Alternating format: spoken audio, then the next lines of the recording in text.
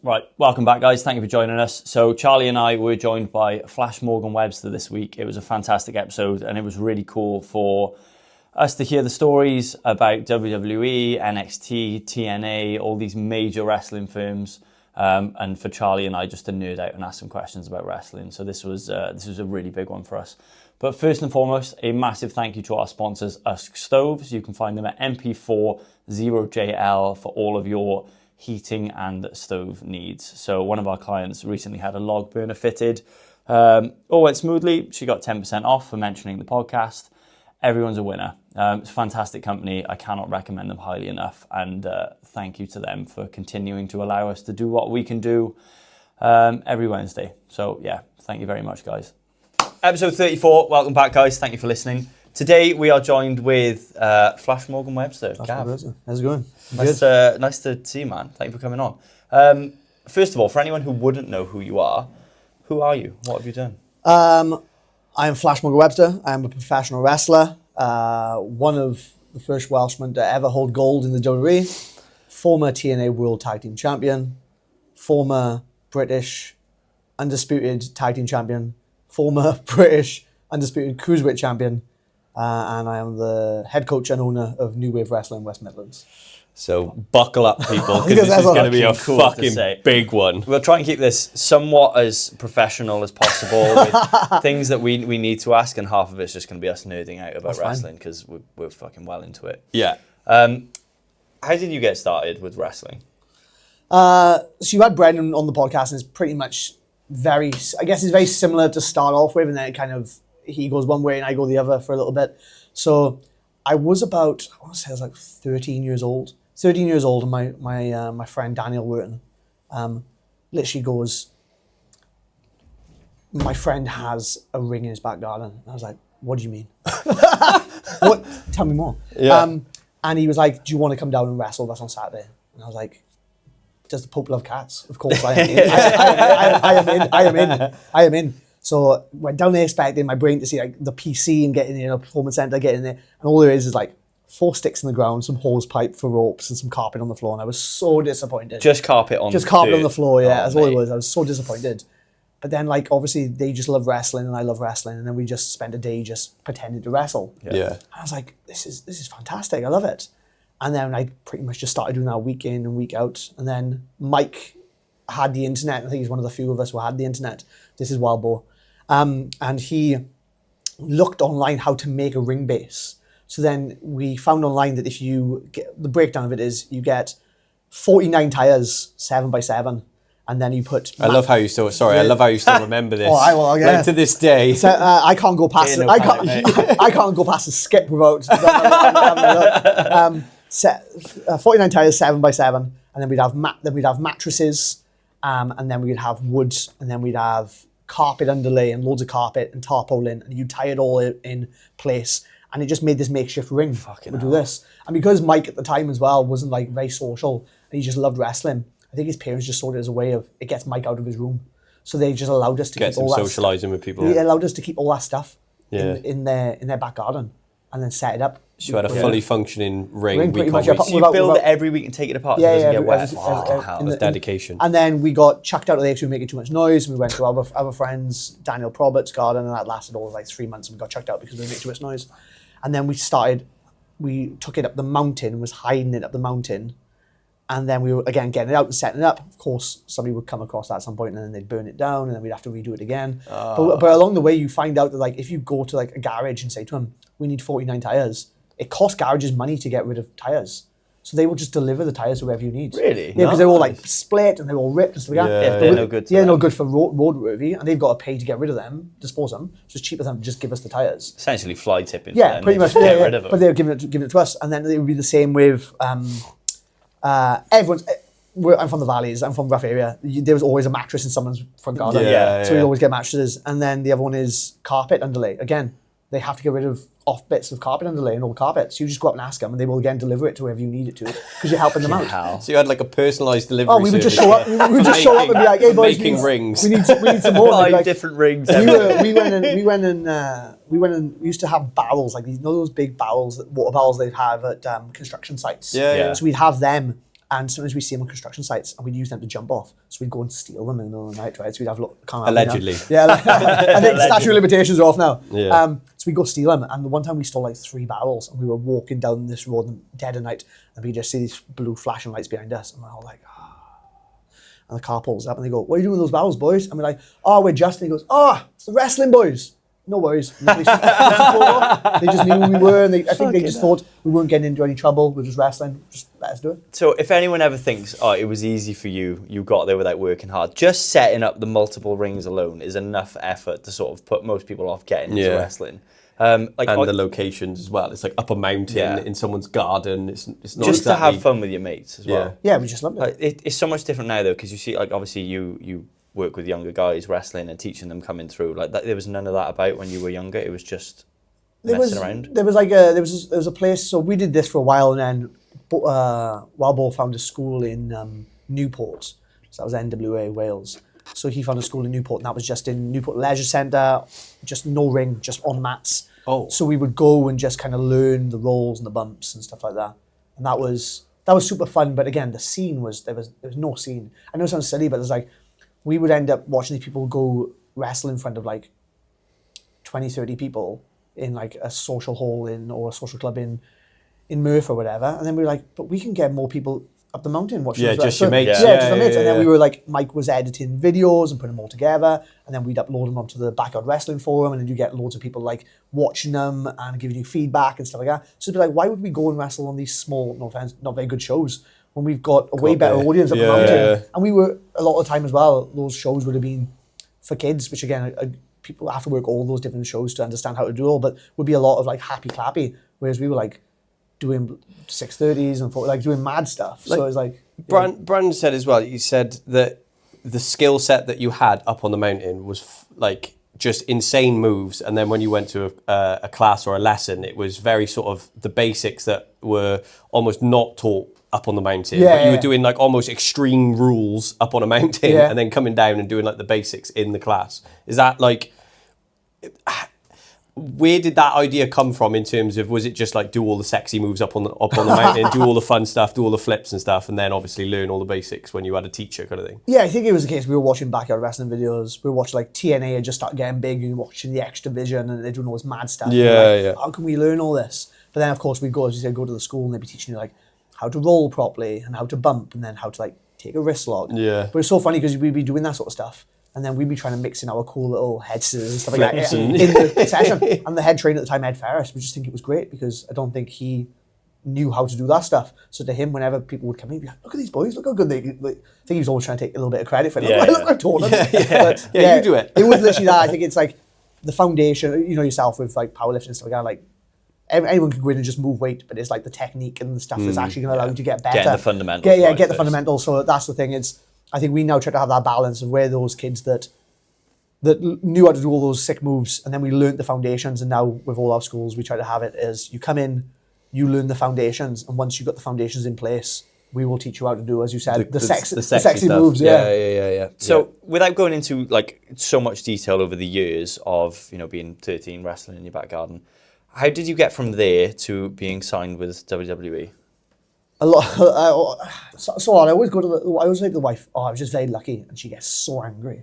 She just goes, "You weren't lucky." I was gonna say, it doesn't sound like you're lucky making rings up on a mountain doing the most crazy shit. Yeah, I think like we used to go to a gym years ago down in Wales, and Andrew, the owner, would always say like, luck is where preparation meets opportunity. And I think that's what I mean when I say I was lucky. I think our preparation and the opportunity kind of came as one. So started probably going professional at around about 18, 19.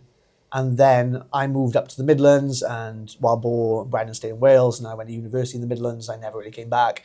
But I was still very much involved in that Welsh scene because I would come down on shows nearly every weekend and stuff like that. But it was just a case of like this perfect storm of all these young, hungry wrestlers trying to change what British wrestling was by having, as you said, those sexy moves and trying to make it more like TNA and stuff like that. But then the rise of like Twitter and the internet, like Twitter's a very different place now to what it was when we were coming up. Like, if I'm honest, I can't stand Twitter most of the time now, but when we were coming up, like you would do a show and it would like, you get no traction. And then all of a sudden there was a company called Progress in London that would do a show, and you would just see hundreds of tweets, people tweeting about the shows. And it was a case of like, I feel like over the course of that year, I think like 2014 to 2015, where it just felt like the whole landscape changed. And there was just these fans that were all traveling into London, and then all of a sudden then it would go that it wasn't just wrestling on the big shows in London. There'd be like a show in Cardiff would start doing better, and then a show in Birmingham would start doing better, and Wolverhampton would start doing better, and it slowly just grew. Indie scene just grew. Yeah, it just grew, and it almost became like the best indie scene in the world. Like all the Americans want to come over here and wrestle. It's mad to me. Like Attack the other day did a 15-year anniversary, Attack Pro Wrestling, and they had 600 people in the Great Hall in Cardiff, which is unreal. But at its peak, I'm talking like 2015, 2016, Progress Wrestling in London was selling out the Electric Ballroom every single month, 750 people, and the tickets would sell out in under 2 hours. Wow.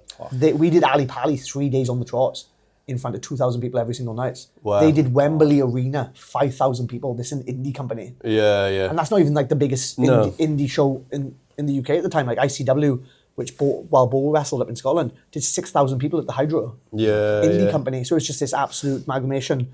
And of course, because it's WWE, they're always watching. Stuff starts to get a little bit of a stir, and they start to turn their attention. And so I guess if you're within this indie company, you just work your guts off, try and become the best you can be within that, and then the WWE have like scouts that pick the best ones. Yeah, so I think it's more of a case like you be doing that, you be doing this, and then you trying to make a name for yourself. And my goal was never WWE. I know it sounds silly, but like, of course, it's like a wild dream. But my goal was never, because it never felt like it was achievable. But like, if people don't understand, there was a company called PWG. So that's Pro Wrestling Guerrilla in Los Angeles. And this is where like Kevin Owens came through there, and the Young Bucks came through there, and Sami Zayn came through there. They all like went to this one place. Bryan Danielson, all these people went through that company. So that was like the best indie in the world. So my goal was always I wanted to wrestle there. But I guess once you get to that level there, you're only a few rounds below. So I can remember I'd started doing PWG, and I was going back and forth LA every single month, literally getting flown over and coming back, and then I literally was in the airport, and I just landed after this flight, and then I opened my phone, off airplane mode, and then you start getting notifications, and I had like 3 missed calls off Stamford, Connecticut, and I was like, oh. And I like, if people don't know, Stamford, Connecticut is where WWE's headquarters are. Oh. And they always use router phones. So if you work for WWE, even if you ring, it always goes through the office first and then comes back out. So like, I just saw I had 3 missed calls on Stamford, Connecticut. So I was a bit like, oh, it's WWE wrong me.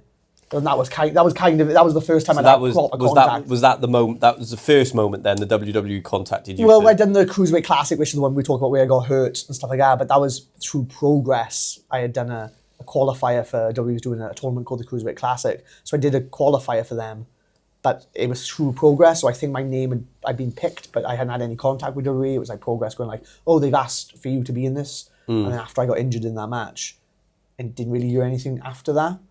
When you were just saying then, like you would almost have like a scout, or maybe someone would look up your highlights or come to a match and watch you. Is there anything that you're kind of then trying to sell yourself as, or do you have to, the only thing I can put it down to is like a rugby or a football scout, where it's like, a scout's there, so you perform. So you're like, right, I'll try this, I'll do this, I'll try and perform for the scout. Or was there like a criteria that they were like, right, try and do this, or hit this, do this? Or was it just be yourself and go for it? I think it probably was the last one of just be yourself, but obviously I can look back now in hindsight and be like, that's what I should have done. Yeah. But it's so hard to do that because you just think to yourself like, I'm going to do my best moves, I'm going to do this. And it's like, well, they've come looking for a reason. Yeah, so if you just do what you do. They already know you. Yeah. There's a great story, like Pete Dunne was once, he's still with the WWE, one of my good friends, Pete Dunne. He was in a social club in Mansfield, which is a tiny social club. I'm talking like a rugby club, had less than like 80 people in the room. And he had one of these phone calls, Stamford, Connecticut, and he answered it. And William Regal rang him. and Regal just went, are you in Mansfield Social Club tonight? He went, yeah. He went, I'm around the corner, can I come? No way. And they just came and watched. And then apparently Pete said everybody on that show changed what they were going to do. So like, obviously it was a very family-oriented crowd, and usually people would go in and they get a lot of reaction off them and stuff like that. Everyone just started trying to do all the stuff they could. Crowd didn't care, crowd were dead, didn't care, because they were just trying to impress Regal. Whereas Pete just went, well, even though he's here, my job tonight is the crowd. So he just went out and did what he's supposed to. And Pete was like, and then Regal was like, that's exactly what I want. I want somebody who can read the room and know Because everyone else was like, I'm going to do all my stuff. And Regal's like, they just don't understand what they're doing. Yeah. I suppose you've got to have that personality as well to bring the room up, bring the room down, not just, like you said, just do all cool moves and then leave. Yeah, exactly. It's like, there's a great quote, I think it's from Robin Williams. He says, like, people will forget what you did, people forget what you said, but they'll never forget how you made them feel. And it's that, really. It's like, we all know that, like, we have our favourite wrestlers and stuff like that. And some of them might not be the best wrestlers in the world, but they're the ones that made you believe, or the ones that made you excited to see them, and they're the ones that still make you feel like a child and stuff like that. Yeah. It's about that emotional connection, and I think people forget about that. You can't pinpoint why this person is my favourite. I just like them for whatever reason. It's it. And you can't articulate that a lot of times, but there is a reason. It's usually that they make a connection with you for whatever reason. So that call from Stanford, was that the point where you sort of went, fuck, this is happening. This could be real. Well, yeah, and I don't know. Maybe this bit. You can figure out if you want this bit in the podcast or not. Yeah, we do. So I've been going back and forth LA without a visa, right? So I've been going back and forth allegedly. It was very different. But I was very different back then. I have a visa now, just to let everyone know. So I'm all good. But I was going back and forth. And they rang me and they would say, where you at? So I'm just about to go do Peter G, and I was about to enter immigration. And he was like, do you have a visa? And I was like, no. And he just went, cool. He went, don't get caught. If you get caught, we can't sign you. And he was like, see you at the O2 in London. And I was like, and then literally waited to go through this immigration line. And as I'm waiting, I never get pulled to one side. Never. Every time straight through. And they pulled me to one side, and I was like going, I've absolutely fucked it. I was like, and luckily you just asked me a few more questions and I just walked through, but I was shitting bricks. I was like, I've got this far and I've absolutely fucked it. But that was it. They invited me down to the O2 and signed me. They signed me on that day, and I made my WWE debut at the O2 in London that night as well for 205 Live. Which looking back now, I don't think I was ready for it. I don't think I was ready for it at all. Are you ever going to be ready for it? I don't know. I always think now, if I was to get those opportunities now, I just think I'd be so much better now, because I think I might have said this before. I think the first 6 months of me being signed by WWE should have been the best of my life. And I think it's, honestly, I look back on it as one of the worst 6 months of my career. Oh, because shit. I just think I'm so in my own head. I'm overthinking it. Imposter syndrome loads. Don't feel like I should be there. I'm like getting stuff, like I feel like I'm getting stuff wrong. I just can't get a foot in. Do you think that's just hindsight now, though, looking back on it, because you realise, like, I did do all that, I could do all that, and I could do better? Like, if you did it again for the first time, you haven't got that experience to sort of. Yeah, it's hard. I think once they teamed me with Mark, it probably was he was a little bit of a safety net for me then. It was a bit like me and him being friends for years, and they put us together, and felt like we had to make it work because they needed tag teams. And I say it all the time, like, he'd teamed with people on the indies before, and I teamed with other people on the indies, and they just put these two Welsh lads together. They knew each other in WWE, and we butt heads a lot on stuff, but when we're in the ring, there's just chemistry with me and him. We just work, and I think maybe that probably settled it a little bit, because I probably had somebody in the ring at all times with me then who I knew and I felt comfortable with, and that probably did settle my nerves and then allowed me to fulfill what I was able to do there. But for those first 6 months, I think I went in as well with a little bit of buzz. And I think I just didn't hit the ground running. It was not nothing to do with them. It was more to do with me. Maybe I felt a bit of imposter syndrome and stuff like that. And yeah. When you did your first gig then, like you just said there for the WWE, what was that initial walkout like? Oh, incredible. It was outstanding. Was it? Yeah. It's How many people were there? 10,000. Oh, God. Man. Yeah, unreal. That's unbelievable. And what was great is they recorded, it was O2 London. They recorded a thing backstage with me, where it was like Mustafa Ali, Cedric Alexander, and then they're talking about the near tag team partner for the night, and then the camera pans across, and I'm just there, and they recorded that, and then they put it up, and they put the show on, and I'm backstage, and when they show it on there, and it pans across to me, I got a German pop in the audience, and I just be like, oh my God, people know who I am, which of course then put more pressure on me, because I was a bit like, I could just go out and nobody knows who I am, doesn't matter, but the moment that happened, and then in that match, I got kicked in the mouth, and I'm like a bloody mess, and I got in trouble. That probably didn't help me, but I got in trouble because I kept trying to run the next spot, and WWE's protocol is you get busted open, they need to check you on the side, and I just kept trying to run the next spot. So I got told off when I came back. So I was a bit like, oh. So when you say, for the listeners who don't know, when you say run the next spot... So like we have things called spots or sequences. So they say the match is predetermined, and there's a bit in the match where I think I go for something, and then Drew Gulak kicks me in the face, and legit, like, there's like the fat is hanging out of my lip by her. That's how bad it is, and there's blood all down there. But WWE's protocol now is that if it's bad, the doctors need to stop and check you. Just to make they might need to stop the match. But because it was my first time there, and I knew there were sequences, and because it's a 6-man tag, if I'm not there, they've then got to figure out what's going on next without me being there. I think my brain autopilot was just like, hey, go to the next. Yeah. I think I went out this side of the ring, and apparently doctors came out to see me. And then I got in and ran the next spot and ended up on this side, and the doctors came around again to see me. And I got back in, and they were like, game of chase. They were literally playing chase. And then when I go backstage, I got told off for it. And I think that probably hurt my confidence again, because I was a bit like, hey, I've done something wrong. I've done something wrong my first time, whatever. But the walkout was incredible. Yeah, 10,000 people. I can't imagine what that must feel like. We always like joke back and forth about, if you were a wrestler, what song would you pick, and things like that. But you actually got to do that. Like, did they have a big say in like your sort of, let's say, gimmick, but like your character? Yeah, your character, like how you portray yourself. Is that all you, or is it back and forth? So when I got to WWE, it was all me. So I built up I looked a little different then when I first started.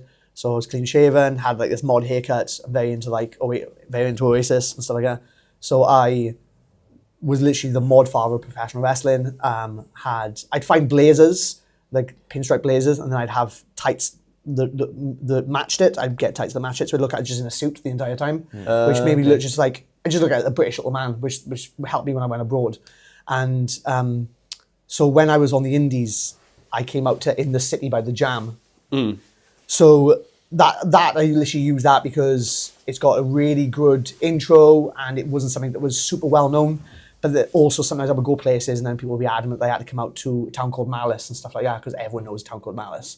So I would come out to that, and yeah, that was just sick. Everywhere I went, as soon as the music hits, they would understand. The crowd would just know it was me or whatever out of those two, which is fantastic. So sick. When you get to WWE, then because everything's copyright and they won't try to make money on those songs, they try then to just find copyright-free music that sounds similar to what you've had or whatever. So for me, it wasn't as good in WWE, but I add them like, can I have me saying "In Mod We Trust" at the start? So like I come up on the screen, and at least it gives me a bit of me when I come out and stuff like that. Yeah. So they were okay with that. They're like, yeah. So they give you a little bit, but not all of it, kind of thing. Yeah. So when you get signed with them, you've gone from being, a kid who watches wrestling, like you're looking at all your heroes essentially, and then you go to being signed with WWE, and these people are just kind of in the mix and around you backstage. It's like, how is that?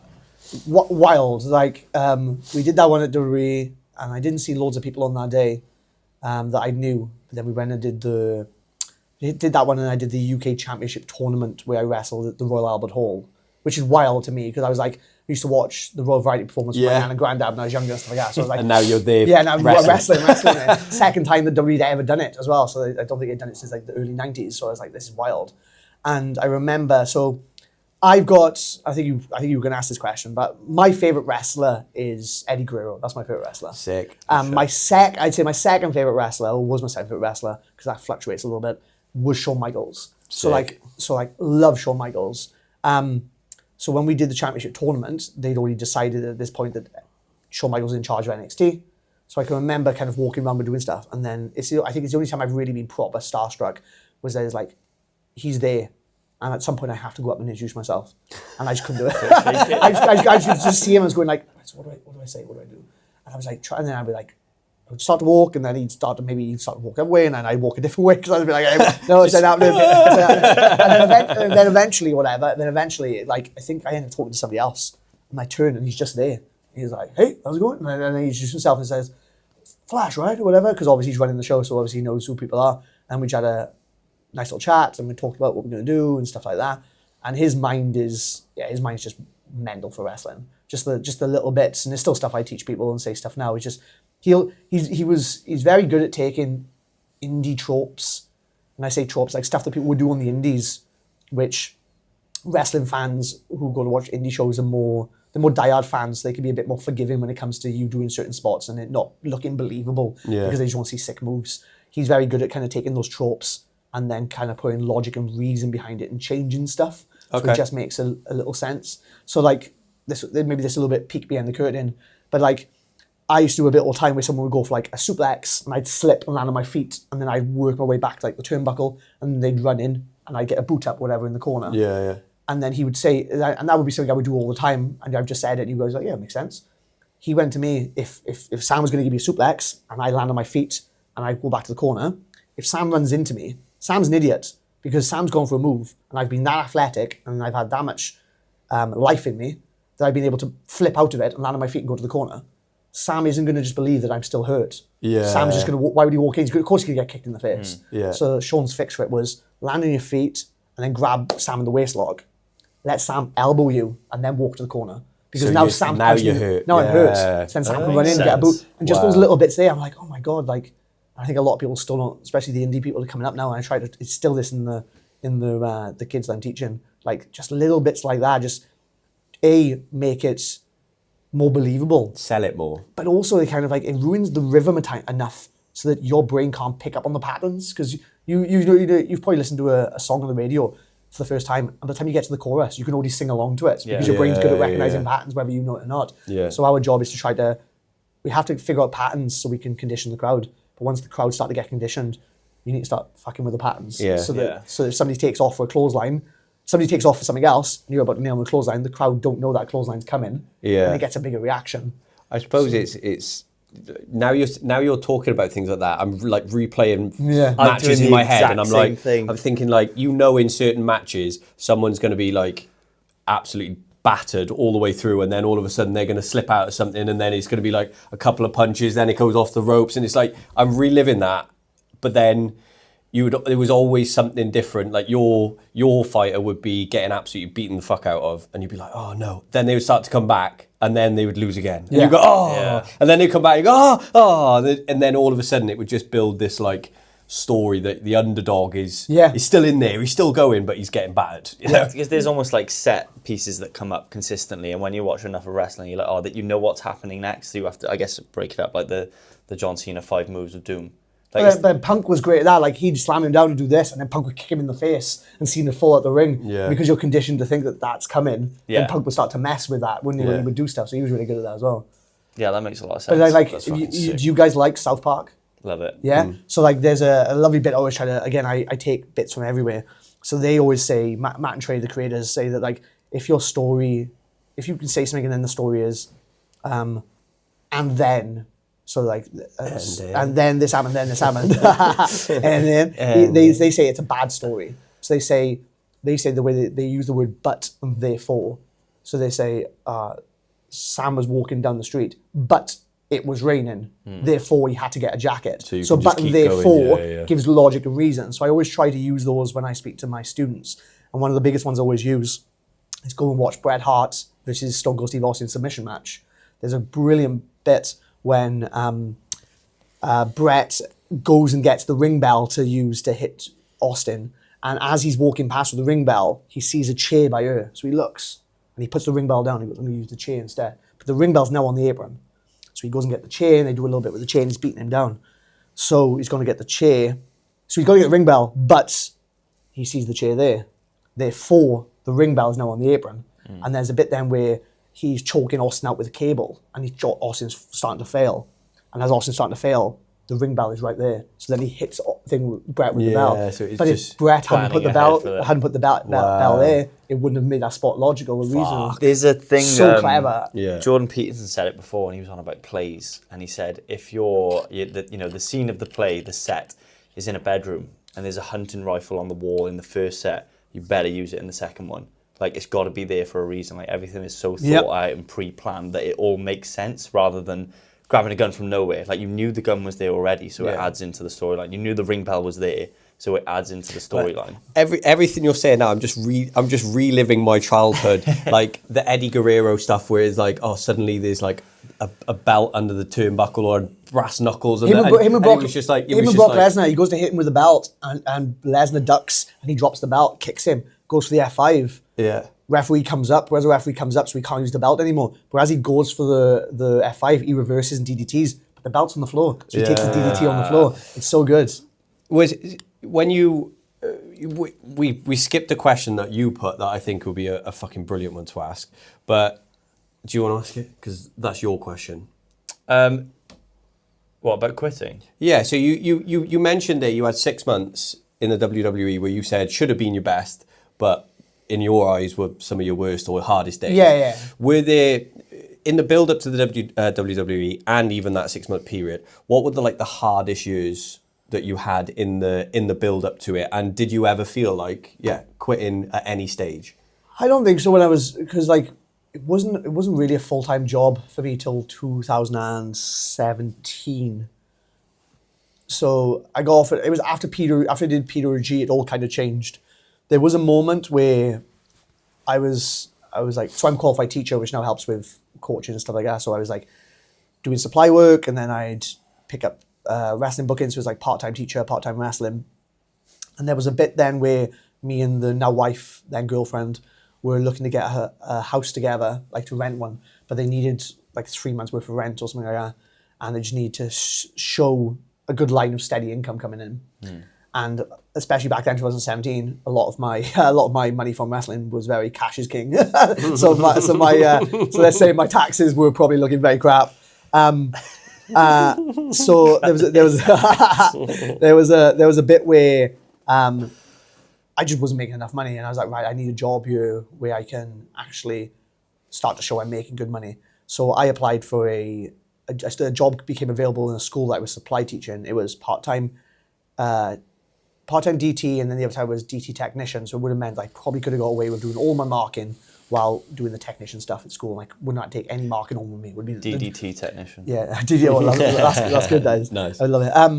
And they spoke to me about it, and they were like, "Oh, but you always kind of like, you don't do this day because of wrestling, you don't do that day because of wrestling." And I was like, "Well, if I take this, I'll just wrestle on the weekends." And that was kind of like, it was like me saying, "Well, I'm not making enough money from wrestling. Yeah, we'll kind of like just make it proper part-time. I'll just be a full-time teacher, and that's what we'll do."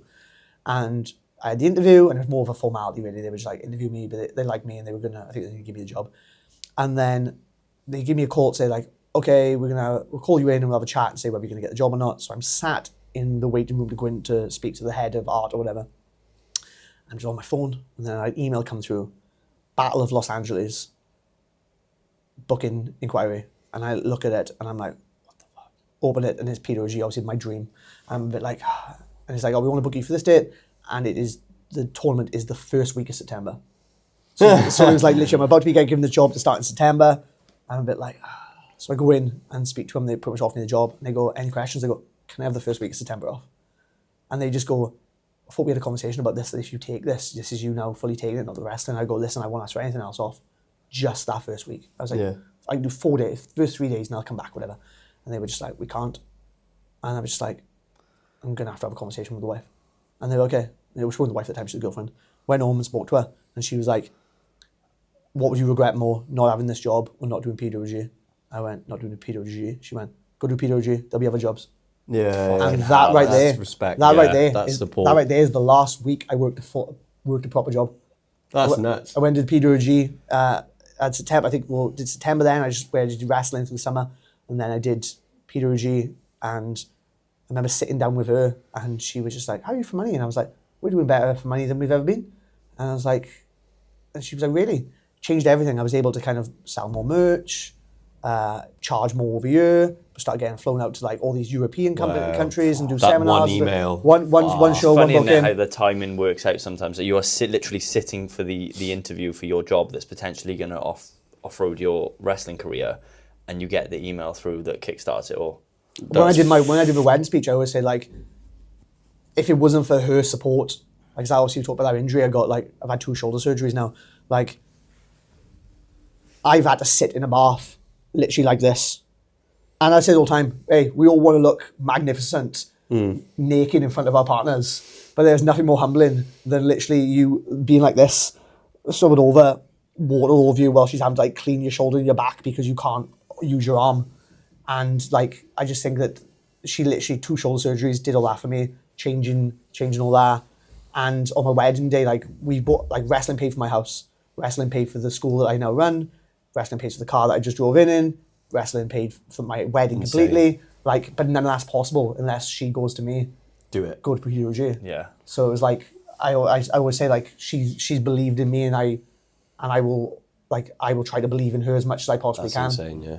Was that injury then one of the lowest points of the career? Hard, very hard. It was probably like, I look back on it now, it's probably one of the best things that happened to me, the first one, like in that retrospect, because it was so hard. Like I say all the time, that when I left, when I got hurt, and that's when the UK actually blew up, and they were, all of a sudden it was people that weren't stuck. By the time I came back, I was out for like 11 months. By the time I came back, people who weren't even on the radar were stars selling like 50, 60 t-shirts a show, like making £1,000 every show on t-shirts. And I was like, I'm just watching all this happen and just again missing it all.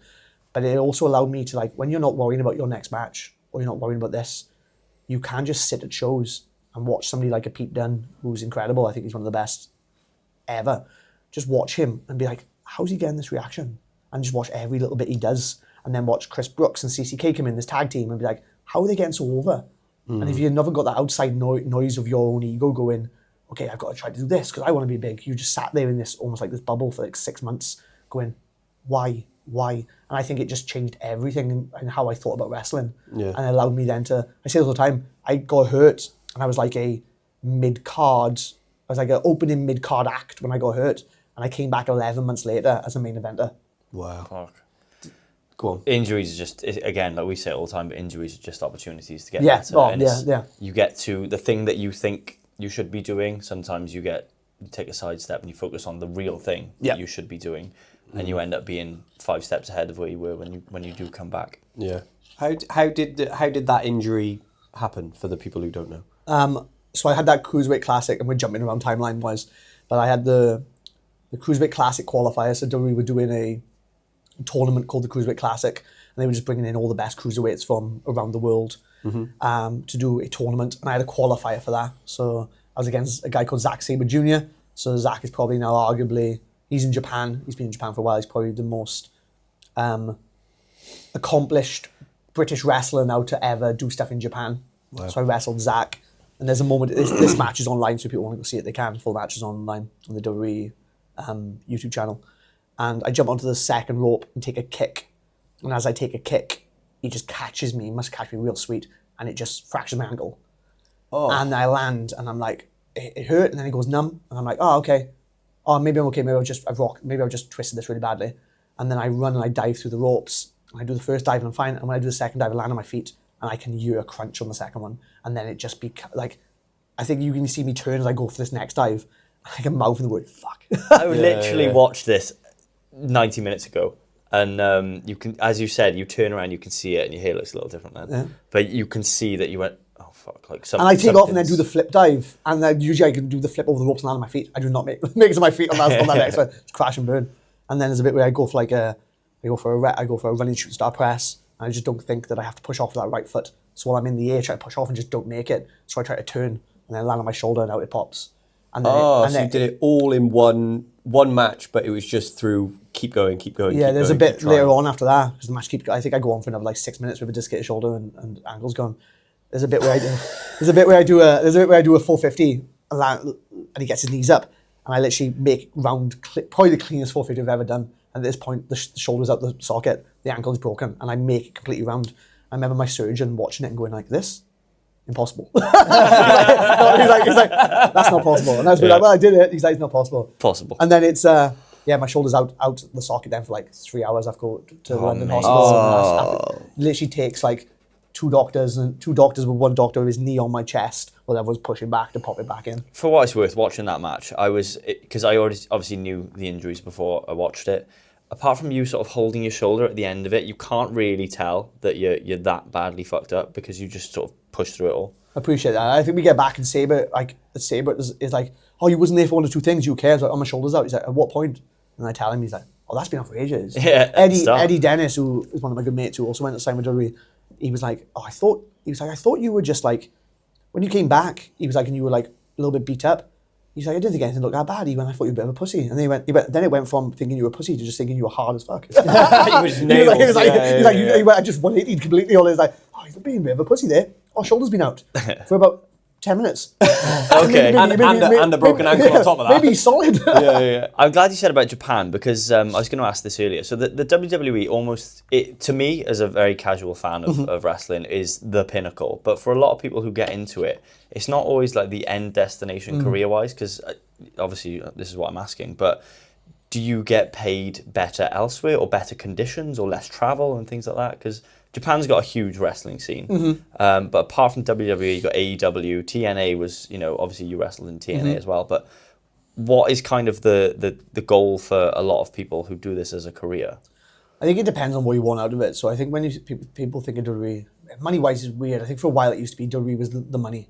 So the way I look at it is like, you could be like an Oscar-winning actor, but maybe you won't be making the money The Rock did in his action films because they just make so much more money on it. Right. But they're doing, Daniel Day-Lewis is doing these Oscar-worthy performances, still making good money, but he's not making the box office. It's just not selling. Yeah, it's not. So he's doing it more for the enjoyment and the love of the style of cinema that he wants to create.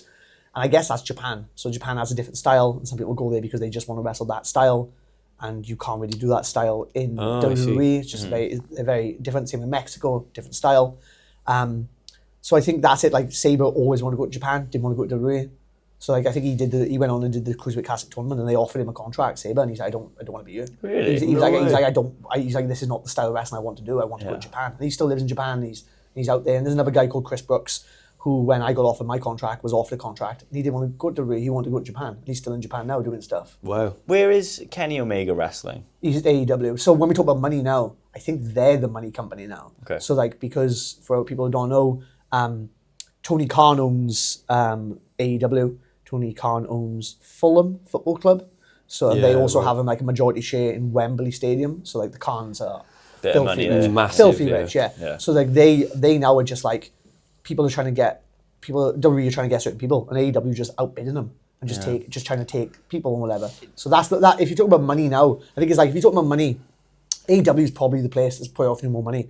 If you want known recognition and want the chance to potentially become like a global name, AEW still has that, but the brand, as you said, with WWE is so big, the machine is so big. Yeah. That's it. And then I guess anything underneath that, then if you decide to go to these places over them two, you're going there for stylistic reasons. Yeah, for love of the game. Love of the game, yeah. What?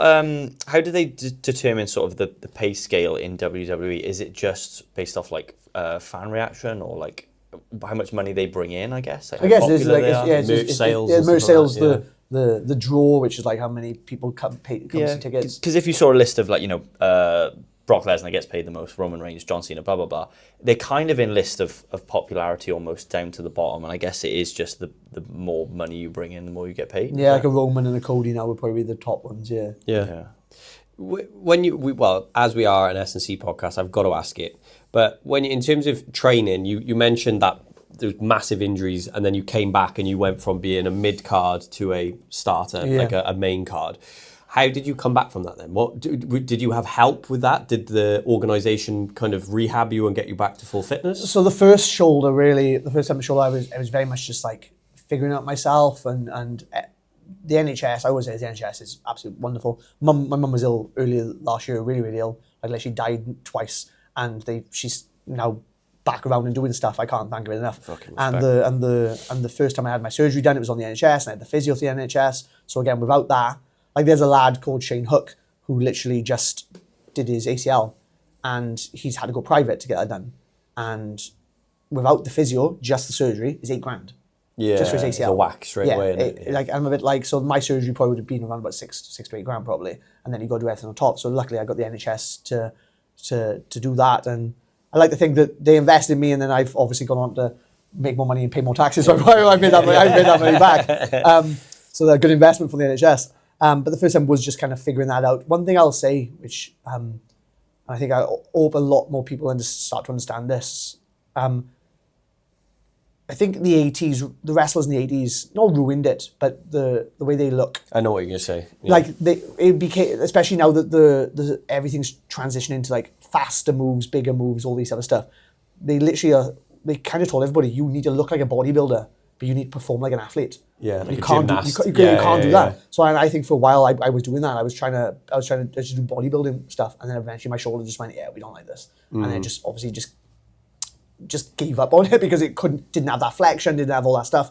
And I've been guilty of falling, especially when I've had, my schedule's been hard. I've definitely been like, get in and out, 45 minutes, just meet edge, just lift. And then my shoulders always told me like, you're going to go. You're just going to go. So for me, honestly, it's like, it is just, when I was in my best shape, and I think I'm in good shape now, but when I was in my best shape, it was strength and conditioning in the morning.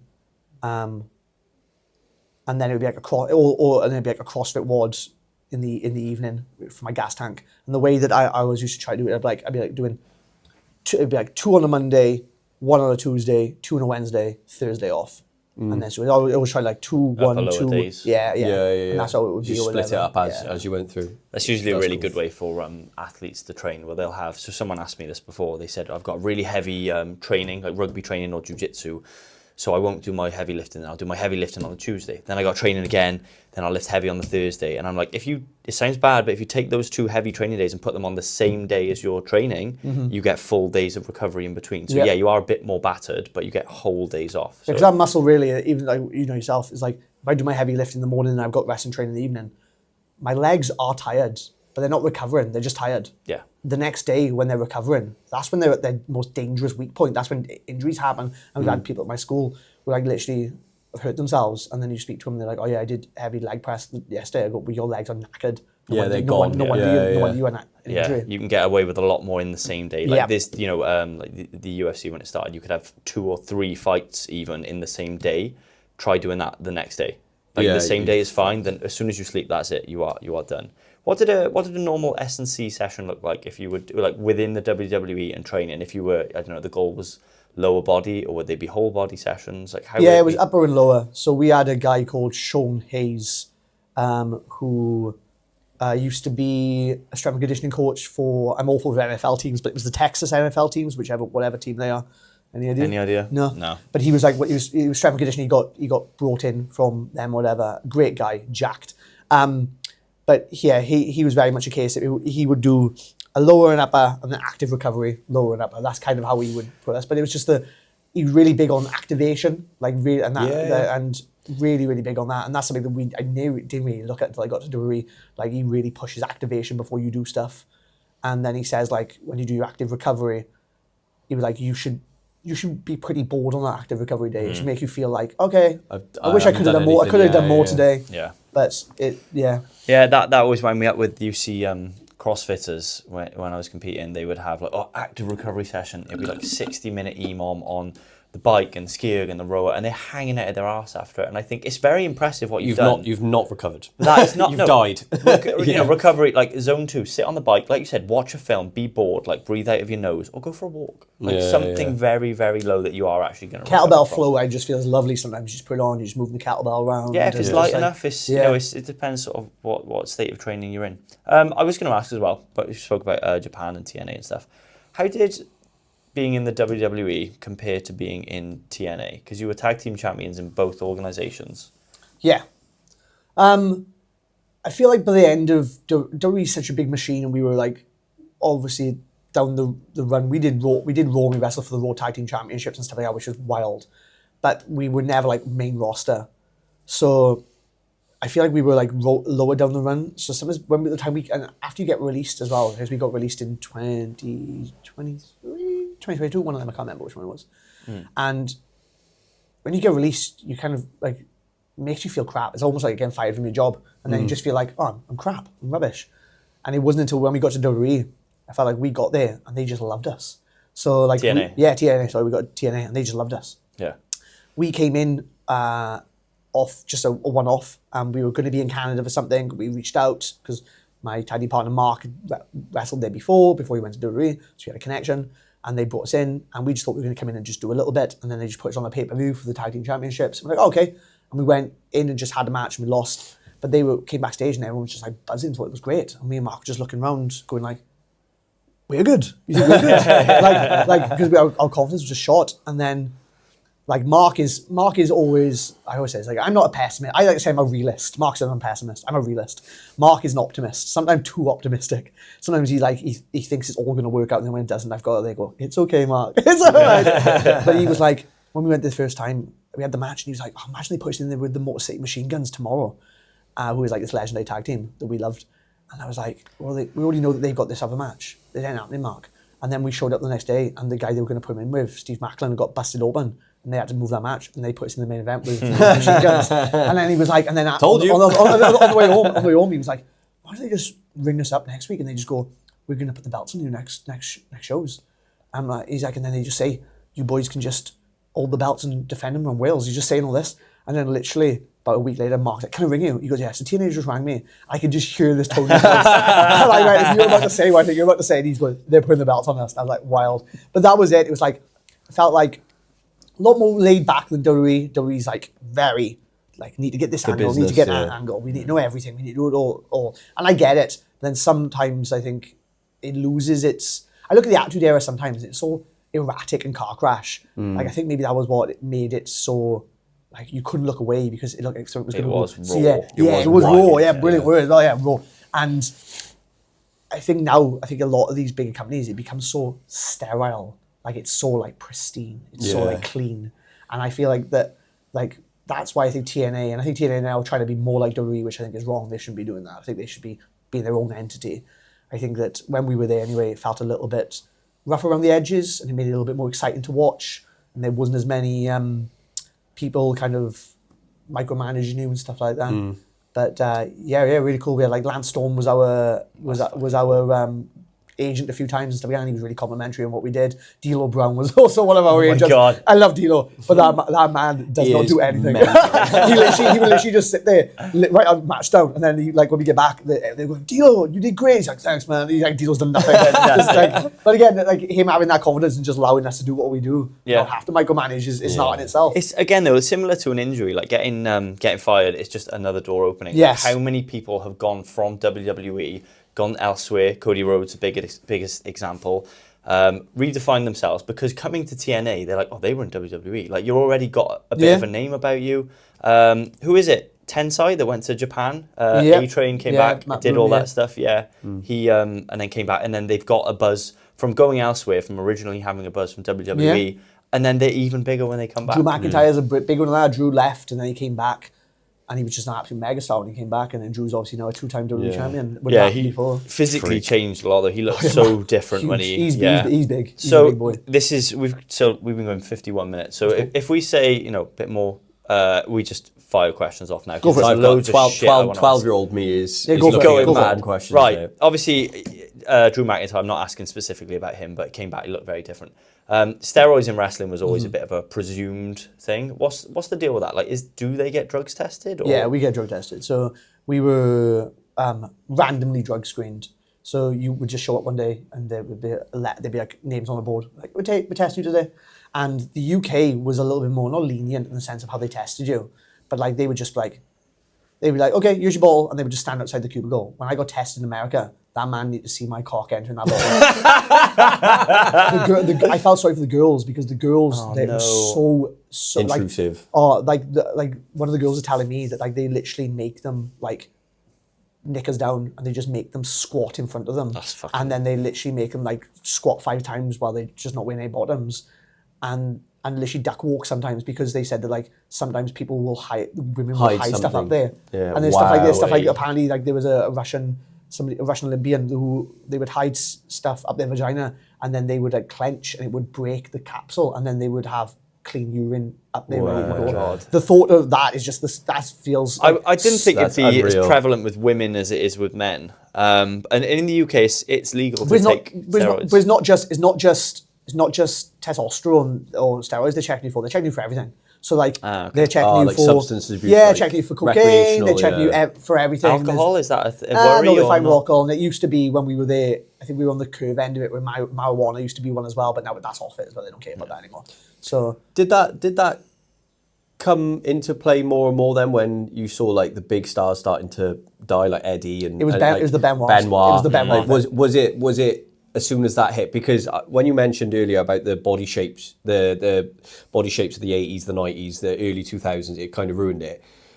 There's a definite change. Like I haven't watched a lot of modern wrestling, but you click on it now and it's, like you said, it's a lot faster, but it's a lot sort of, they're more like athletes Yeah. rather than like Scott Steiner with like the pythons and, you know. That man could give me a hug and I put 20 pounds on it, right? Yeah, you know, you look at those back in the day and it wasn't really a lot of it wrestling skill. Like for me, it was like just looking at him, Larger like, than life, wow, yeah, like he's huge. I like that, you know. Superheroes, pretty much. Yeah. So was that coming in more then after that? I think it was the Brynmawr stuff. I think after, people who don't know, Chris Brynmawr was a wrestler who tragically killed his wife and son and then killed himself while he was under WWE contract. And I think there was a lot of stuff that led him to do that. A lot of like CTE, which is like caused it, and a lot of, you know, depression and other stuff.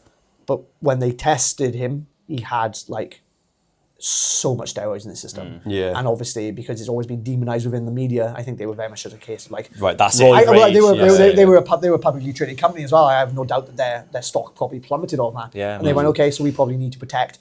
Again, you want to say they're protecting the people, but they probably also were protecting themselves. Yeah, exactly. Yeah. So we got tested randomly all the time and stuff like that. Yeah.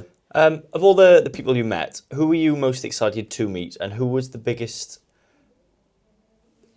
Who did you meet that changed your opinion of them in the best way possible? Like, who did you become a fan of after meeting? So I met Sean, and Sean was great. That's think. so cool. Yeah, that's fucking So awesome. fucking cool. I'm trying to think. Who's the one? Probably say about Tensei, whatever. Matt. So his name's Matt Bloom. He's the head of the performance center. He's the head coach of NXT. Is he as big as he looks? He's huge. He is massive. He's so tall. Like it's unreal. Like when you meet him, he's an absolute. You'd have to duck to come into it. Because this is really, another question about lying about their heights, but he's billed at 6'6". Yeah, and I think he all is that 100% Yeah. is. But like he was never somebody who lit the world on fire. But he's so knowledgeable, had a lot of time for everybody, thought about stuff. Like because obviously he never became a huge main eventer, but he'd had WrestleMania matches with Taker and stuff like that. Wow. So he'd been in there with them. Been to the best. Yeah, been with the best. So like he'd have all this information, this knowledge. So like he was, I think in my opinion, I didn't have like a bad opinion on him, but when I met him, I was a bit like, oh, you're lovely. And again, I still have contact with him now, messaging about something recently, and he literally emailed me back within a day. So that's so cool, whatever. So yeah, I'd say Matt becomes the one. Yeah. I always really liked him for whatever reason. I said when he was at Albert and he was at E-Train, and I know he wasn't one of the main things. And it's again, why are people your favourite wrestlers? Yeah. But he was always one of those ones I remember massively. Yeah, he has something. Yeah, something definitely something about. If you meet him as well, he's so funny. I got one. As a kid, before you set off on your journey, what was your favourite moment of watching wrestling as a kid? Was there a moment that kind of sparked you into it that was like, right, I want to go do it now? It's Eddie Guerrero winning the WWE Championship. Sick. I think you can ask me about this as well. Like that's my favourite match. That's my favourite match of all time. I remember watching. I got goosebumps talking about it now. I remember watching it. I stayed up to watch it, and he won it. And that was the moment where I was a bit like, I loved wrestling, but as soon as I saw that, I was like, oh, I have to do this. Yeah. So like one of my favourite bits is when we won the NXT championships and we became like the first Welshman to hold gold in WWE. We win and we're in our hometown. Eddie Guerrero was also in like his hometown as well, which is wild. And then Eddie jumps in the crowd and he's there celebrating. Yeah. And me and Mark are in the ring and literally the referee just goes and gets a headset and he goes, you boys can get in the crowd. And we have gone, and I just in the area, and I just think to myself, that's wild. Like that's what made me want to become a wrestler. Yeah. And now me and Mark are the first Welshman to hold golden WWE in our hometown also, and now we're in the crowd. It was almost like a full circle moment. Can I ask? Sorry, but before you ask another question, can I ask what is it about Eddie that you liked? I just think it was like we talk about. Because it was wrestling. a big story about him being the underdog before that title. Yeah, wasn't it? yeah, It was like he I never love won that. it, never won it, and then all of a sudden it was against Brock, the unit. And everyone was like, oh, it's going to be Brock and Goldberg at Mania. Yeah. But I just thought it was going to be that for the belt, and then obviously they took the belt off him and they did them two on their own. So with Eddie, I think it's just the fact he is like a proper journeyman. So I just look at his entire career and it's like he came from he came from like El Paso, Texas, but he did Mexico and he learned that style, and then he went to WCW. And he learned how, and he came in and he did ECW, and he's very like technically sound. But then when he got to WWE, he realized that like he had to be more than that. And then he started becoming Latino Heat and stuff like that. And obviously he had like his drug problems, and he had to go back to the Indies. And then I said he just got more over on the Indies, and then got brought back. And then it's just able to storyline, just reinvent himself. And then the Light Sheet and Steel was just absolutely incredible. Chavo and storylines were just wild. And then was it Dominic Ray and Dominic? Oh, I'm your pappy. just so good. But there's the bit where his last match against Ken Kennedy before he passed away, and it's the bit where like everyone's doing light cheat and steel, and the bit where like the referee goes down, and then he just looks at the camera and goes. And then the whole place pops because they know like he's about to cheat. Like he got that over. And there's another wonderful one where he's like, for everyone who watches WWE, one of the rules is if you're tagging, you got to have your hand on the tag rope. Yeah. There's a bit where he's like trying to reach for the tag, and the tag rope's about this long, and he's trying to reach and he can't reach, and then all of a sudden then he's trying to reach again, but the tag rope is now this long, and he's trying to reach. And then the referee's like, you've got to be on the tag rope. He's like, I am. And the referee's like looking like that. And then by the time it comes, he's in the other corner and he's walking the entire line holding the tag rope. And he's like, reaching the referee, tag rope. He's like, tag rope, yeah. That's like really confused. And then he gets the tag in the wrong corner and the referee's like, tag! And it's such a clever idea. But he's such a baby face and lie, cheat, steal. Yeah. He's the only one I could think of that would like break all the rules and just everyone would just adore him for I think he just took flair, didn't he, and went, I'm going to make this a baby face. Yeah. So, there was no heat, like when you talk about like heel and stuff like that, when like John Cena had his heel and like Orton, like he was just bad all the way through, but everyone just loved him. But he was honest about it. Bad. He was honest I'm not going to lie to you. It was like every match you were just waiting for him to pick up a chair, slam it on the floor, and then lie down and be like, oh, so good. Was that the pinnacle of your career, winning the NXT tag? Yeah, me and Mark talk about this now. Like, there's obviously like we got released, and some of our friends have gone on the main roster, and some of them are still on there now, and they've gone to do other stuff. And me and Mark talk about this now and be like, maybe because I got released just as I was coming off injury, and Mark was injured at the time as well. So sometimes we go like, oh, if we weren't injured, maybe we would have kept being signed, or. I always joke to some of the trainees. There's one trainee at mine who was like 6'4". I'm like, if I was 6'4", they never would have fired me. But we say it all the time, and then me and Mark say like, would you trade being at AEW now and making $1 million a year, or being in WWE main roster now making $1 million a year? But the trade-off is that we never hold that gold. And we are never in, because we're in the history books. We can't be taken away. Yeah, it can't be taken away from us. Money can be taken away, but like, and he was like, "Would you trade it?" And Mark's like, "I don't think I would." And I was like, "I don't think I would either." It's so difficult because again, you can just end up penniless, whatever. But at the end, if there's a wrestler in 10 years' time or a kid, and they're looking at it and going like, "Oh, has there been a champion in Wales from WWE?" They would look. Me and Mark are in there forever. Yeah. Like, we can't be taken. That can't be erased. So I think that is 100% it. So what are your plans going forward with wrestling and with coaching? What is the goal now for you? It's so difficult because I think every time I get asked this question, I'm really unsure. I got asked recently, and one of the things I said, and I do believe this, is I want to try to leave wrestling in a better place than what it was when I first started. That's my main objective, I think. But me and Mark always go through these like roundabouts, like, oh, are we winding down? Are we like... Because I'm like mid-30s now, it's like we're winding down, and I feel a bit more beat up than I used to be, and recovery's a bit harder than it used to be. And am I putting more effort into the school, or am I putting more effort into promoting shows? Didn't DDP start wrestling? Yeah, he did. Yeah, I don't know how he did it. Probably because there was no wellness policy then, I reckon. But we talk about it, and then I feel like ego is a big part of wrestling. I think you have to have an ego. You have to, 100%. And I think that me and Mark will go down that route, and then all of a sudden then we'll be offered something that's quite tasty or whatever, and we'll be like, oh, okay, maybe we're not. So like I'm in Vegas next month, me and Mark, for WrestleMania weekend. All the indies kind of descend on there. So me and Mark are out there next month. So we've got 3 bookings lined up for that Amazing. Week. That's so awesome. that'll be cool out there. Again, we don't have to do. We could have decided no, we'll just stay teaching and stuff like that. But every now and again, something will be offered, and the ego is like, we have to do it. So I don't know. And again, me and Mark say this all the time. If we were offered something, we both now have like, I have a wife, I have a mortgage, I have a business. Mark has a wife and a child. I think it does. Your priorities change. So I'll be lying. Like when we first started, money didn't matter. Like didn't matter at all to me if I didn't make any money on it. Now, it's a business now. I have to make money. Yeah. So as long as stuff lines up for me financially, and it's a good opportunity, that's brilliant. But I think that would be, I don't know. I think I just want to continue enjoying it. If I can train some good wrestlers, or we just had some guys who've done WWE extra work. We've had some guys who've had WWE tryouts coming from the schools. That's awesome. So hopefully that can be passed on. Rain Leverkusen just signed. She's from Brennan School, pretty much. She just signed with WWE, so she's there. That's amazing. So it's really just, I want to try to enjoy what I'm doing, see if I can tick off a few more. Japan's the big one. I haven't done Japan. Yeah. So like I'd love to do Japan. Japan. I'd love to tick Japan off. And then I think if I did that, I think I could honestly say I'm probably content. Yeah. Nice. Done everything you wanted to I do. have, yeah. Above and beyond, I think so, yeah. That's Do amazing. you want to finish on those last two? Yeah, so I got 2 questions to finish. One that we asked Pewee and Brandon as well. So first one, what would you give a young you as advice going forward? So if there's a 12, 13-year-old out there now that's looking to get into wrestling, what would you give them as advice going forward? I think it'd be more about training. I always think about this is I feel like I wasn't consistent enough, or I thought I even wasn't consistent enough, or I thought I was training hard and I wasn't training hard.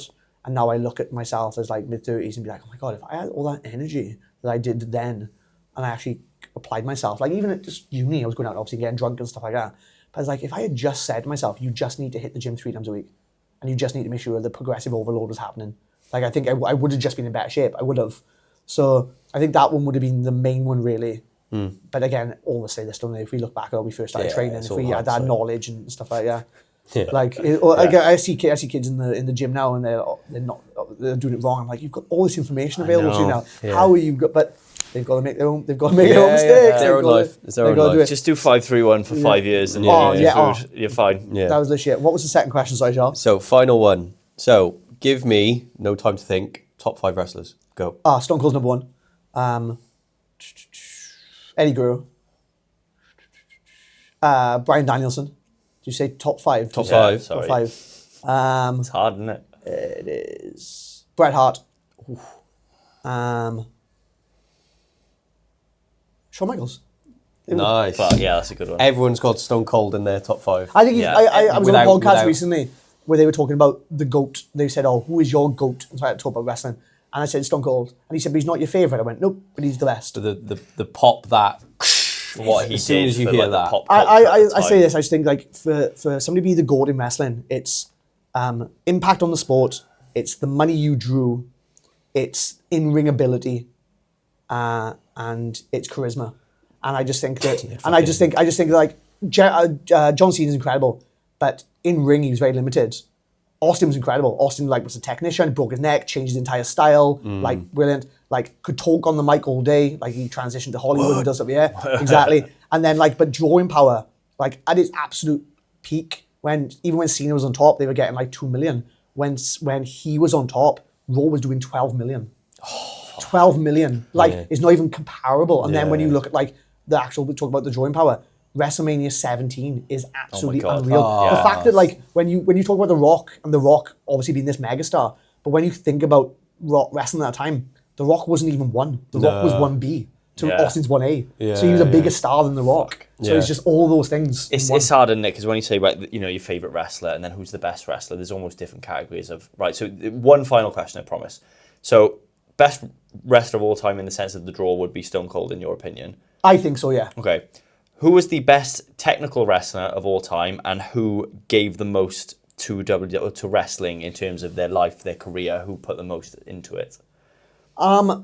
We could probably go back and forth on that first one about in-ring ability and technical wrestling. I think it has to be Bryan Danielson. I think it has to be Daniel Bryan. I just think that every style he can do. I think he came over here and he would do the Butlins holiday camps, and he knew how to get over on them.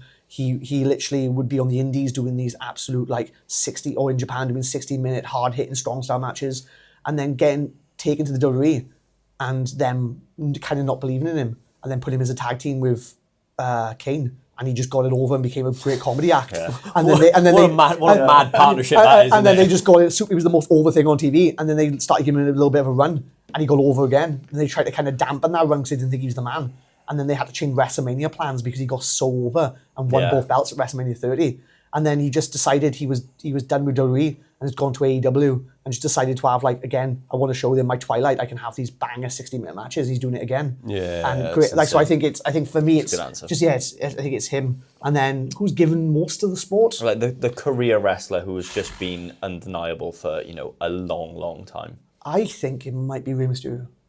I didn't even think of great him. shout. I think it might be Ray. I just think he's been around for so long. He's still going now. I think that he's changed wrestling. I think that now wrestling is a faster paced sport because of Ray. I think he opened the doors for smaller wrestlers to come in. Probably sold more merch than anyone ever. Like the masks and stuff like that, whatever. Like to the point where like you say 619, you do 619 on shows now, and kids still don't understand what that is. So I just and like I said, he's still going. And if you're watching it now, like his son is now in WWE, and he's an absolute shitbag heel. But he's given now his son to like, and he was in WCW. He went and did WWE. He was in Lucha Underground. Like he did some opening stuff with AEW. He did the Indies. Like he's done everything. He's done nothing else. He's done everything, and he's just still killing it now. So I think it probably is Rey Mysterio. Yeah, good answer. Right, Gab, thank you so much, mate. Absolute pleasure. Thank you, boys. Loved it. Thank you very much. Thank you. Appreciate it. As always, guys, if you are looking for a log burner or a stove, Usk Stoves, 10% off if you go in and mention the podcast. We had one of... Nicole, both of our clients. Has a lovely new log burner in her house. So thank you very much, Usk Stoves, for that one. Thank you. All right, cheers guys.